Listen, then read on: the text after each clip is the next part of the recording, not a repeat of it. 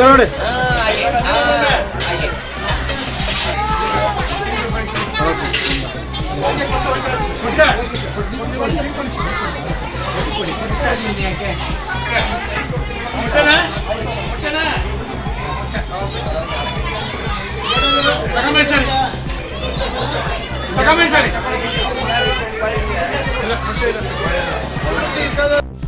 ಇದು ಅನಿವಾರ್ಯತೆ.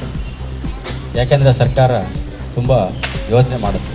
ಮಕ್ಕಳಿಗೆ ಬರೀ ಸಾಹಿತ್ಯವನ್ನು ಕೊಟ್ಟರೆ ಮಕ್ಕಳಲ್ಲಿ ಸಾಹಿತ್ಯವನ್ನು ಸ್ವೀಕರಿಸುವಂತಹ ಒಂದು ಭೌತಿಕಾಂಶ ಬೆಳಿಬೇಕು. ಅದನ್ನು ಎಲ್ಲಿಂದ ಕೊಡಬೇಕು ಅಂದರೆ ನಾವು ಊಟದ ಮೂಲಕ. ಆಹಾರವೇ ಔಷಧವಾಗಬೇಕು, ಔಷಧಿಗಳು ಆಹಾರ ಆಗಬೇಕು ಅಂತ ಹೀಗೆ ಅಲ್ಲಿ ಹೇಳಿದರು.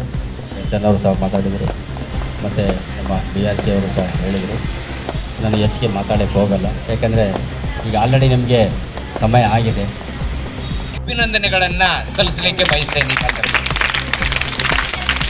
ಇನ್ನು ಸರ್ಕಾರ ಮತ್ತು ಈ ಒಂದು ಫೌಂಡೇಶನ್ ಅವರು ಯಾಕೆ ಈ ರೀತಿ ಎಲ್ಲ ಮಾಡಿದ್ದಾರೆ? ನಮ್ಮ ಸರ್ಕಾರಿ ಶಾಲೆಗಳಿಗೆ ವ್ಯಾಸಂಗ ಮಾಡ್ತಕ್ಕಂಥ ವಿದ್ಯಾರ್ಥಿಗಳು ಅಪೌಷ್ಟಿಕದಿಂದ ಬಳಲ್ತಾ ಇದ್ದಾರೆ.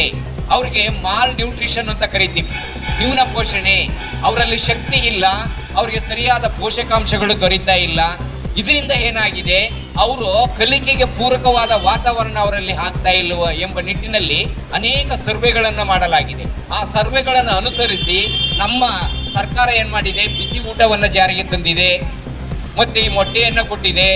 ಮೊಟ್ಟೆಯನ್ನು ತಿನ್ನದಿರ್ತಕ್ಕಂಥ ವಿದ್ಯಾರ್ಥಿಗಳಿಗೆ ಬಾಳೆಹಣ್ಣು ಮತ್ತು ಶೇಂಗಾ ಚಕ್ಕೆಯನ್ನು ಕೊಡಲಾಗ್ತಾ ಇದೆ.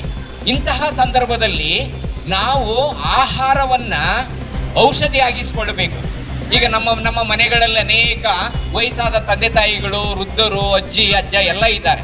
ಅವರೆಲ್ಲ ಹಿಂದೆ ಎಲ್ಲ ಏನು ಮಾಡ್ತಾ ಇದ್ರಪ್ಪ ಅಂತ ಹೇಳಿದ್ರೆ, ಒಳ್ಳೆಯ ಆಹಾರವನ್ನು ಸೇವನೆ ಮಾಡ್ತಾ ಇದ್ರು. ಮೊಳಕೆ ಕಾಳುಗಳು, ಸೊಪ್ಪುಗಳು,